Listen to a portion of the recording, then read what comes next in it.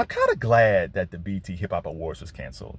Not so much the Soul Train Awards, but the reason I think the Hip Hop Awards had to go was because it just isn't as much star power anymore. When you look at hip hop today, if you look at the recent BT Hip Hop Awards and look at the Hip Hop Awards that even like 10 years ago, definitely 20 years ago or 15 years ago, I'm not sure when it started, there was so much star power. If we go back 20 years ago or 15 years ago, there's so much star power. Even 10 years ago, there's so much star power in those seats.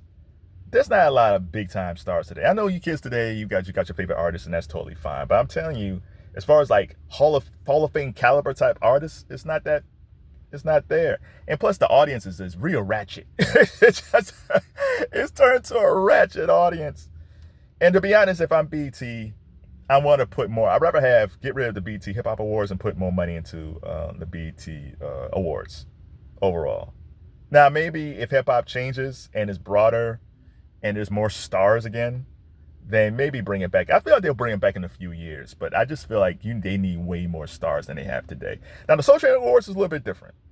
Now, I will say, like after Don Cornelius died, it didn't feel the same because he was the anchor of Soul Train, but they did well for a while. But again, they weren't able to get the high caliber people. The high caliber people was either go to the BT Awards or they go to the other major awards. They weren't going to the Soul Train Awards. I think what one thing they could have done with the BET with the Soul Train Awards, they could have, and again they give out a bunch of awards to people. Maybe they should cut it up. Maybe give out top R&B legend, top hip hop legend, top gospel legend, top jazz and or other, and then maybe a mystery category. So then you're bringing people in. They're watching like someone that's a legend or a new legend get awards in R&B and hip hop. Gospel, it could be country. It could be that.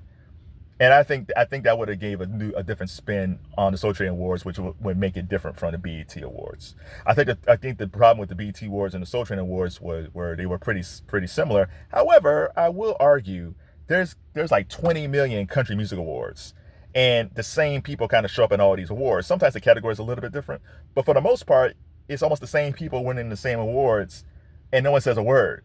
And again, go look at it. There's always like when it's award season, there's always like at least 4 or 5 country music awards, and no slam against them, but it's not too much variation between all of them. I'm sure they have their own criteria what they choose from, but if there's like 4 or 5 country awards, why can't you have the BET Awards and the Soul Train Awards? But I do think if they made the Soul Train Awards a little bit different than the BET Awards, I think it could have worked out. So what do you think?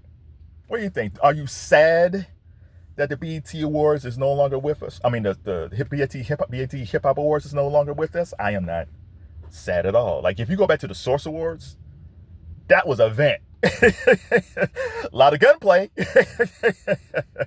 but those things were an event. I just don't think the BET Hip Hop Awards is event broadcasting anymore. And I think the Soul Train Awards can be saved if they just retool it and you kind of highlight legends, a legend in each different category. But I do think the Hip Hop Awards will come back, but we definitely need more stars than today.